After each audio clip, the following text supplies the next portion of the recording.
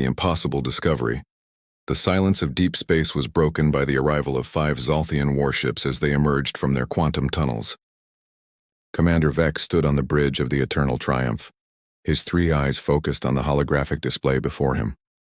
The Zolthian Confederation had ruled this sector of the galaxy for over 2,000 cycles, and Vex had never seen anything that truly surprised him. Today would change that forever. The sensors began chirping with increasing urgency. Lieutenant Cora, the ship's detection officer, turned her scaled head toward the commander. Her expression showed something Vex had rarely seen in his crew: genuine confusion. She tapped her console repeatedly, as if the readings might change if she tried hard enough. Vex approached her station with measured steps. His species had evolved on a high-gravity world, making every movement deliberate and powerful. He placed one of his forearms on the edge of her console and leaned in to examine the data. What he saw made his blood run cold. The energy signature displayed on the screen was impossible according to every known principle of physics the Confederation had mastered over millennia. The object was approximately 1,500 metric units in length, roughly the size of a Zolthian dreadnought. But the similarities ended there. The power output reading suggested a reactor system that shouldn't exist.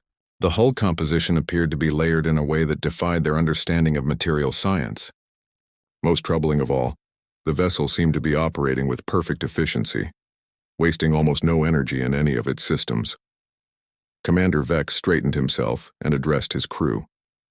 His voice carried the weight of authority earned through 300 cycles of service. He ordered a full tactical analysis and demanded that every scanning system be recalibrated. There had to be a mistake. Perhaps their equipment had been damaged during the quantum tunnel transit. Perhaps they were detecting an anomaly in space itself rather than an actual vessel. The recalibration took only moments, but the results remained unchanged. If anything, the refined scans made the situation more alarming. The vessel was real, and it was unlike anything in the Confederation's extensive database. Vex ordered his fleet to assume a defensive formation. They would approach cautiously, ready for anything. As the Zolthian ships moved closer, more details became visible on their screens. The unknown vessel had a brutish angular design that seemed to prioritize function over aesthetics. Where Zolthian ships curved and flowed like creatures of the deep ocean, this ship looked like it had been assembled from geometric blocks. Armor plating covered every surface in overlapping layers. Numerous ports and hatches suggested a modular design philosophy that allowed for rapid repairs and modifications. Vex noticed something else that made him uneasy. The ship had no obvious weapons visible on its exterior, yet his tactical officer reported detecting at least 40 separate power nodes distributed throughout the hull. Each node contained enough energy to level a city. Whatever this vessel's purpose, it had been built with overwhelming force in mind. The communication officer suddenly announced an incoming transmission. The unknown vessel was hailing them. Vex ordered the transmission to be put through immediately. He needed answers, and he needed them now. The holographic display shifted to show a communication channel opening. What appeared on the screen was not what Vex expected. The creature standing before him was bipedal, shorter than a Zolthian, and appeared surprisingly fragile. It had only 2 eyes, 2 arms, and stood on 2 legs without any apparent tail for balance. Its skin was a pale shade that suggested a species evolved under a gentle sun. Yet despite its seemingly delicate appearance, the creature's eyes held a sharp intelligence and unwavering confidence. The creature spoke in a language the translation systems initially struggled with, but within seconds, the advanced computers found patterns and began rendering the words into Zolthian. The creature identified itself as Captain Sarah Chen of the Terran vessel Resolve. The word Terran meant nothing to Vex. It wasn't in any of the Confederation's records of known species. This was a completely new civilization, which should have been impossible. The Confederation's long-range scanning networks covered thousands of light-years in every direction. Vex introduced himself formally, following the protocols for first contact situations. He explained that the Zolthian Confederation maintained peace and order in this region of space. He asked Captain Chen where her species originated and how they had achieved such advanced technology without being detected by Confederation sensors.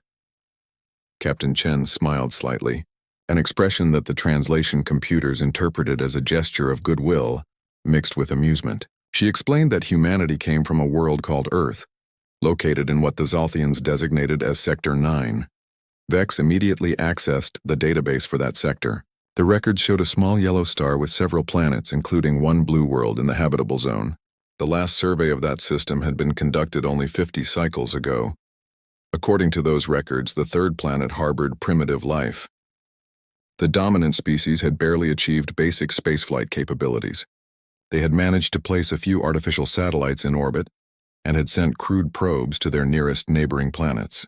The survey team had classified them as a pre-contact civilization that would require at least 500 more cycles before they could be considered for Confederation membership. Vex voiced his confusion directly. The records indicated that humans were barely capable of leaving their own planet. Yet here stood a warship that rivaled the Confederation's most advanced vessels. Captain Chen's expression grew more serious as she prepared to explain.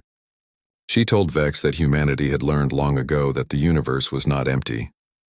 They had detected signs of other civilizations through various means, including ancient artifacts discovered on their own moon and radio signals from distant stars.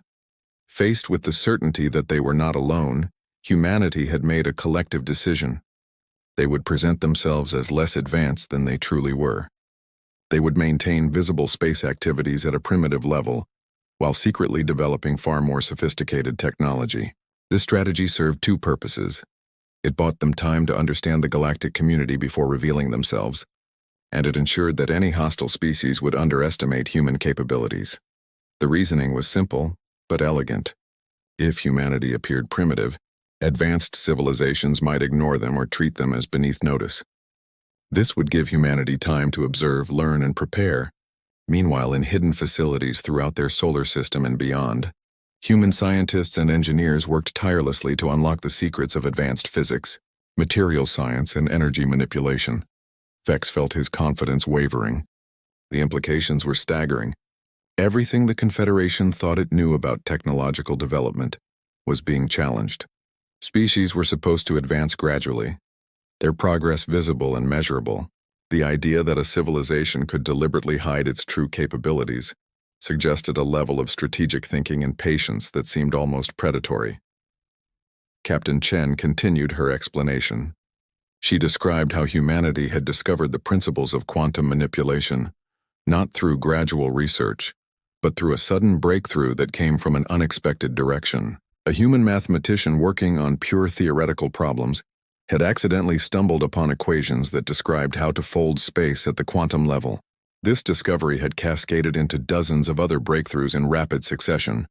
The fusion reactor powering the Resolve used principles that human scientists had discovered only 30 cycles ago. The hull material was a quantum-locked metallic composite that could redistribute kinetic energy across its entire structure.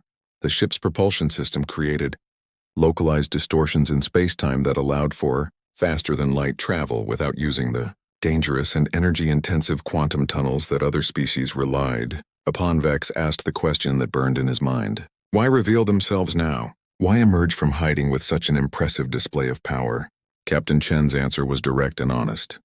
Humanity had been watching the Zolthian Confederation for decades. They had observed how the Confederation handled first-contact situations. They had seen both the peaceful integrations and the forceful annexations. Humanity wanted to ensure that when they revealed themselves, they did so from a position of strength that would command respect rather than invite conquest. The Resolve was not alone. Captain Chen informed Vex that 6 other human warships were currently positioned throughout Confederation space, all having arrived undetected over the past several cycles. They had been observing, learning, and waiting for the right moment to make formal contact. That moment was now. Vex felt the foundations of his understanding crumbling. The Confederation sensor networks were supposedly impenetrable. The quantum tunnel monitoring system should have detected any unauthorized faster-than-light travel. Yet humanity had placed 7 advanced warships throughout Confederation territory without triggering a single alarm. The security implications were terrifying. Captain Chen seemed to sense Vex's distress. She quickly assured him that humanity sought peaceful relations with the Confederation. The warships were a precaution, not a threat. Humanity wanted to open diplomatic channels and discuss the possibility of a mutual defense treaty. They had technologies and resources that could benefit both civilizations, but they would only negotiate as equals, not as subjects seeking to join an empire. The statement hung in the air between them. Vex understood the message clearly. Humanity was announcing itself not as a species requesting permission to join the galactic community, but as an established power demanding recognition. The Resolve and its sister ships were proof that humanity could back up their claims with force if necessary. Before Vex could formulate a response, his tactical officer urgently reported that the Resolve was activating something. Energy readings were spiking across multiple systems simultaneously. Defensive shields that hadn't been visible before suddenly flickered into existence around the human vessel. They weren't the standard energy barriers used by Confederation ships. These shields appeared to be layered, with each layer operating on a different frequency. The efficiency was remarkable, and the power required to maintain them seemed impossibly low. Captain Chen noticed Vex's crew scrambling to analyze the new development. She explained calmly that the shields were merely a demonstration. Humanity wanted to show that they were serious about defending their interests if necessary. The shields could withstand sustained bombardment from conventional weapons and would automatically adapt to new threats. It was defensive technology, but its implications for offensive capabilities were clear. A species that could create such shields likely had weapons to match. Vex made a decision that would change the course of galactic history. He requested permission to transmit all the data his ships had gathered back to the Confederation High Council. This situation was far beyond his authority to handle. Captain Chen agreed immediately, saying that she had been hoping he would involve higher authorities. Humanity wanted to speak with the Confederation's leadership directly. As the transmission was sent through quantum channels back to the Confederation homeworlds, Vex couldn't help but wonder what other surprises humanity had in store. The galaxy had just become a much more interesting and dangerous place. The truth unfolds. The Confederation High Council chambers erupted into chaos the moment Commander Vex's report finished playing. 12 species representatives shouted over each other in a cacophony of languages that even the advanced translation systems struggled to process. High Counselor Thrain, a towering figure from the ancient Vorath species, raised all 6 of his arms to demand silence. His booming voice cut through the noise like a blade through silk. Thrain had served on the council for over 400 cycles. He had witnessed the rise and fall of civilizations, the integration of dozens of species into the Confederation, and even a few wars that threatened to tear the galactic community apart. But nothing in his long experience had prepared him for this moment. A completely unknown species had appeared with technology that rivaled or exceeded the Confederation's best achievements. And they had done so while remaining completely invisible to the most sophisticated surveillance network ever created. The implications were staggering on multiple levels. First, there was the immediate security concern. If humans could hide 7 warships in Confederation space undetected, what else might be hiding out there? How many other species might have mastered similar stealth capabilities? The entire foundation of Confederation security doctrine rested on the assumption that their sensors could detect any threat. That assumption had just been shattered. Second, there was the technological question. The Confederation's advancement had followed a predictable path over thousands of cycles. Each breakthrough built upon previous knowledge in a logical progression. Yet humanity claimed to have leaped forward through sudden insights and unconventional approaches. If their claims were true, it suggested that the Confederation's understanding of scientific progress was fundamentally flawed. Perhaps there were shortcuts and alternative paths that had been overlooked for millennia. Counselor Marith, representing the Crystalline Shard Collective, spoke with a voice that sounded like wind chimes in a gentle breeze. She suggested that the humans might be lying about their origins. Perhaps they were an offshoot of an existing advanced species, or maybe they had discovered ancient technology left behind by a long-dead civilization. These explanations seemed more plausible than accepting that a primitive species had genuinely achieved such rapid advancement through their own efforts. Thrain considered this possibility carefully before dismissing it. Commander Vex had reported that the human vessel's technology followed completely different design principles than anything in the known galaxy. The ship's architecture, power systems, and materials all suggested an independent technological evolution. It was possible that humans had received help, but the evidence pointed toward genuine indigenous development. The debate continued for hours as council members proposed various courses of action. Some advocated for an immediate military response to eliminate the perceived threat before it could grow stronger. Others argued for cautious diplomacy and proposed sending a delegation to learn more about humanity before making any decisions. A few voices even suggested that the Confederation should welcome this development as an opportunity to gain access to human technology through peaceful cooperation. Thrain finally called for order and announced his decision. The Confederation would send a diplomatic envoy to meet with Captain Chen and her crew. However, this envoy would be accompanied by a substantial military escort as a precaution. The humans would be invited to send representatives to the Confederation capital world for formal negotiations. In the meantime, all Confederation forces would be placed on heightened alert, and the sensor networks would be recalibrated to search for additional hidden vessels. Back in deep space, Commander Vex received new orders through the quantum communication channel. He was to maintain his position and continue monitoring the human vessel until the diplomatic envoy arrived.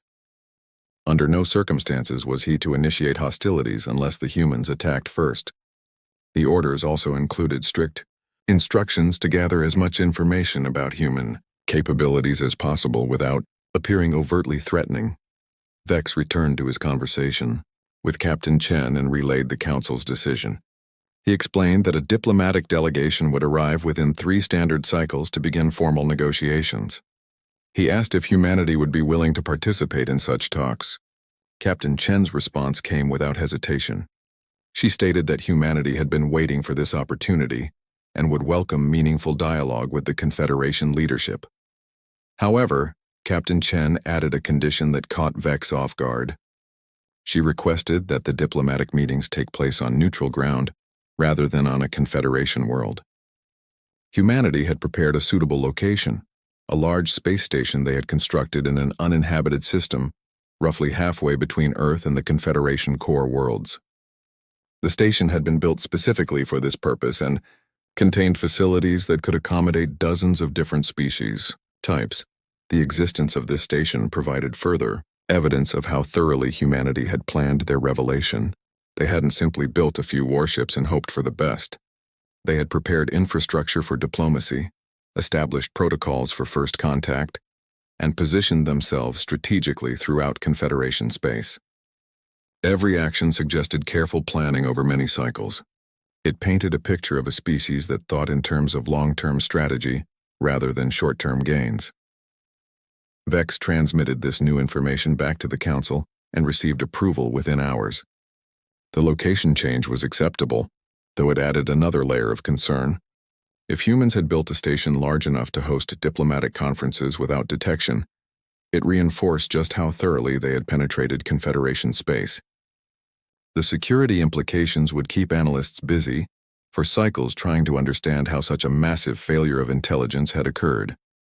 During the 3 cycles before the diplomatic delegation arrived, Captain Chen offered to give Commander Vex a limited tour of the Resolve. She explained that humanity wanted to build trust through transparency, at least to a certain degree.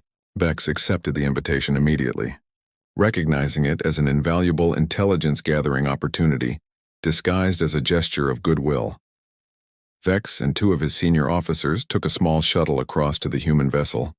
As they approached, they could see details that sensors had missed. The hull wasn't just armored.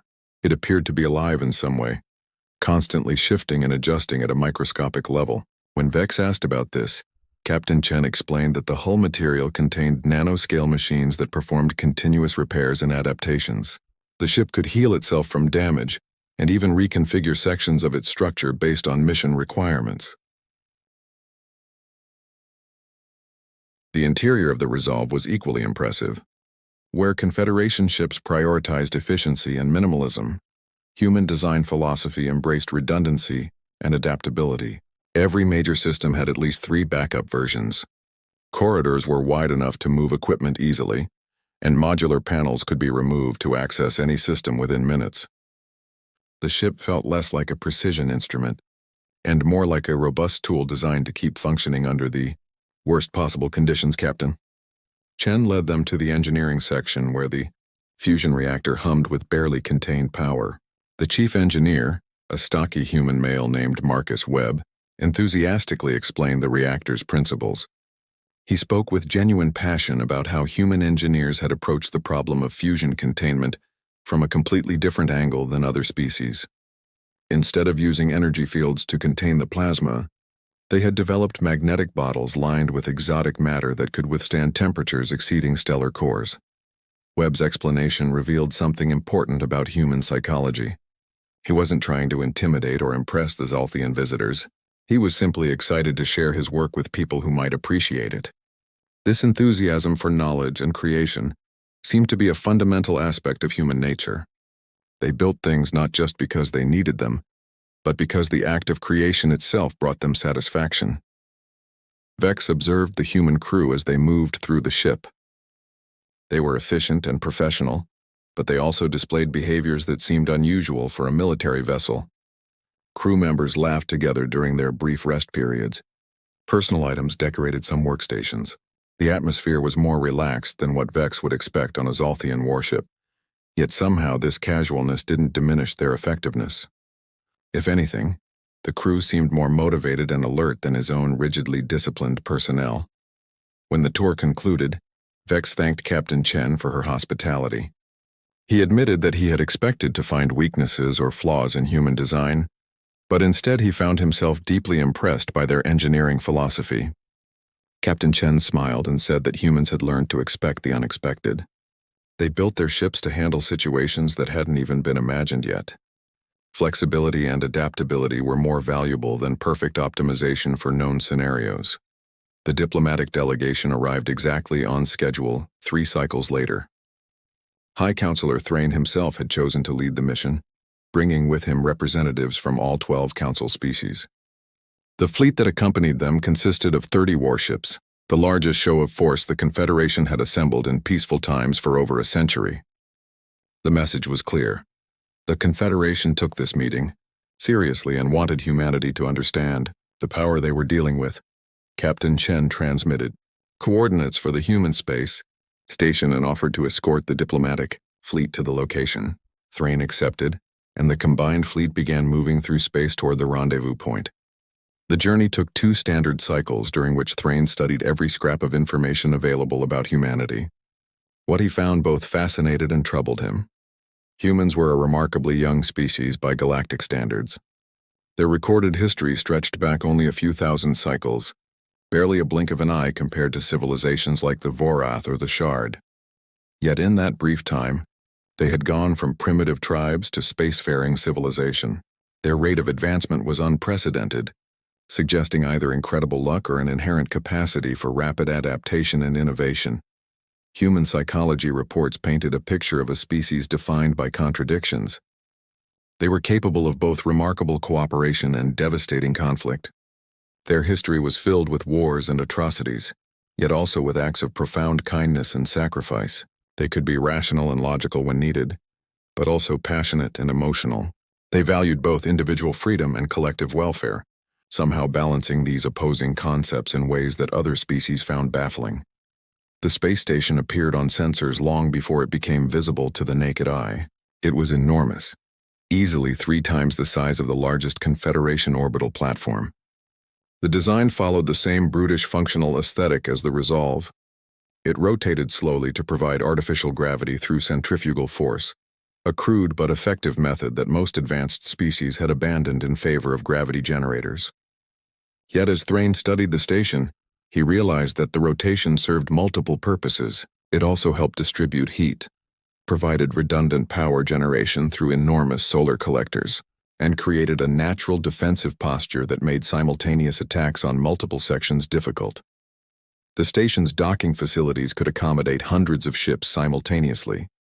Captain Chen guided the Confederation fleet to designated berths and assured them that all vessels would be provided with necessary supplies and services during the negotiations. The hospitality was impeccable, which somehow made Thrain more nervous. Humans were presenting themselves as gracious hosts while simultaneously demonstrating the massive industrial capacity required to build and maintain such a station in secret. Thrain and his delegation disembarked into a reception area that had been carefully designed to accommodate multiple species types. The atmosphere, gravity, and temperature could be adjusted for different zones.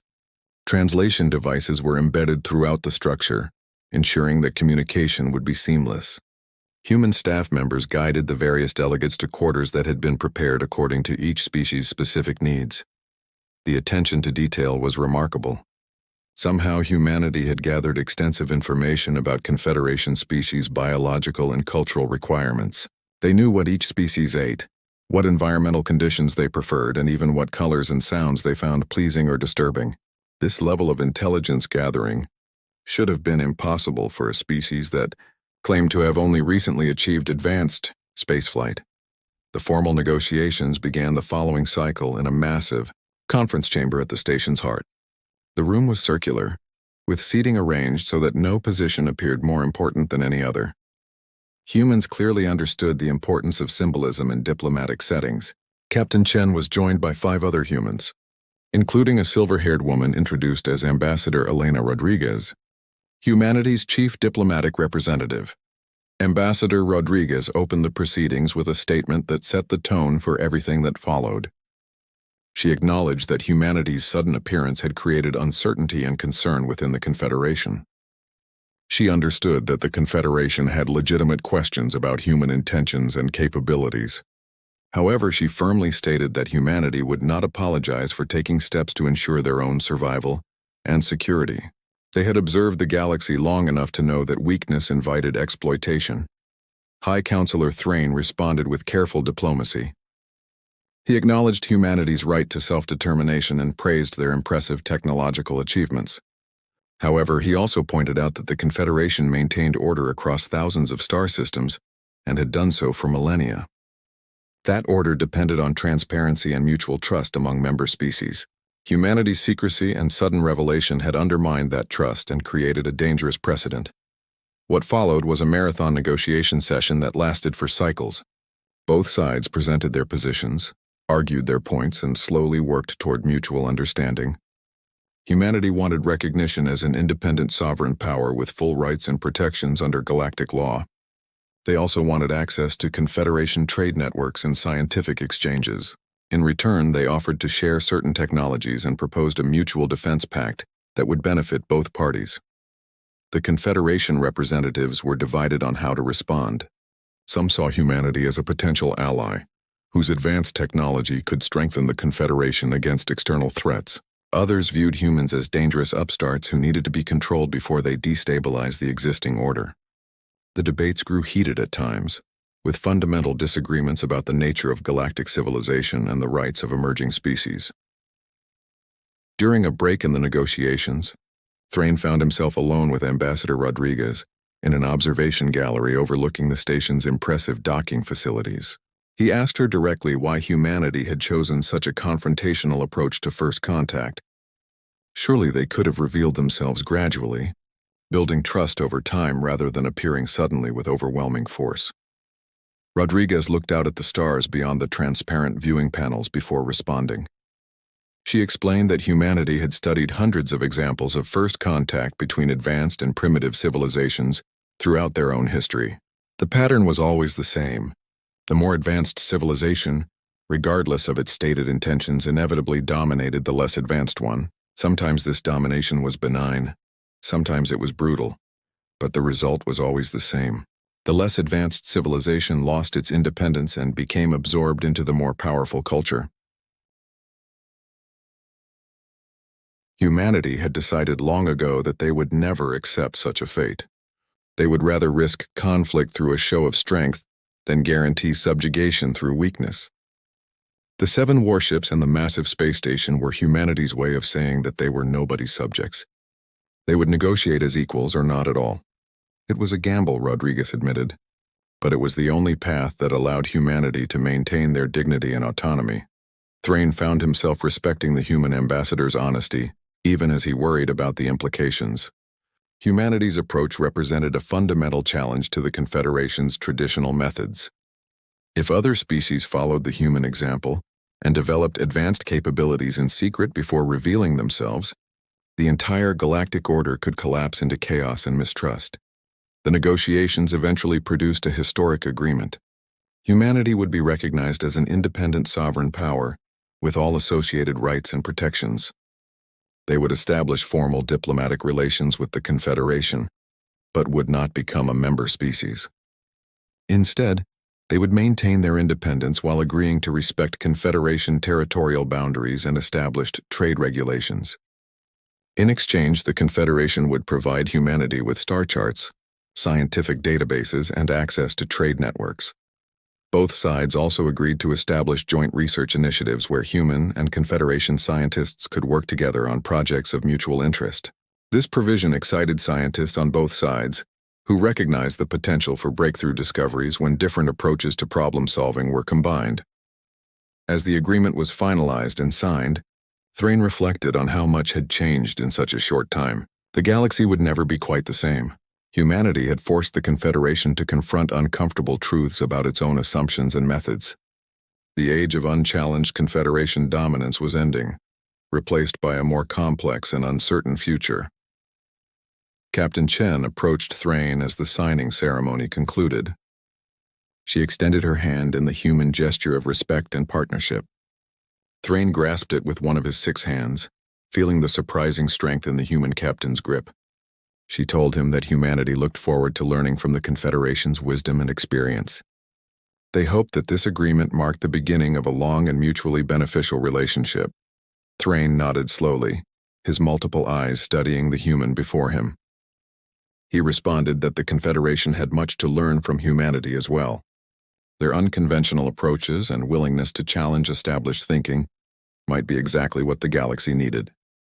The future was uncertain, but perhaps that uncertainty was a gift rather than a curse. As the various delegates prepared to depart and return to their respective homes, word of the agreement spread throughout Confederation space. Reactions varied wildly across different species and worlds. Some celebrated the addition of a powerful new ally and the potential for technological exchange. Others worried about the precedent and feared that the Confederation had shown weakness by negotiating rather than asserting dominance. On Earth, billions of humans watched broadcasts of the signing ceremony with a mixture of pride and trepidation. They had stepped onto the galactic stage and announced their presence to the universe. There would be no going back. The age of humanity's isolation had ended, and whatever came next would determine whether their species would thrive or merely survive among the stars. The galaxy had indeed stared in disbelief at the human warship among them. But disbelief had given way to recognition, and recognition had opened the door to possibilities that neither humans nor the Confederation could yet fully imagine. The story of humanity's place in the cosmos was just beginning, and it would be written by both species working together to navigate the challenges and opportunities of an uncertain future.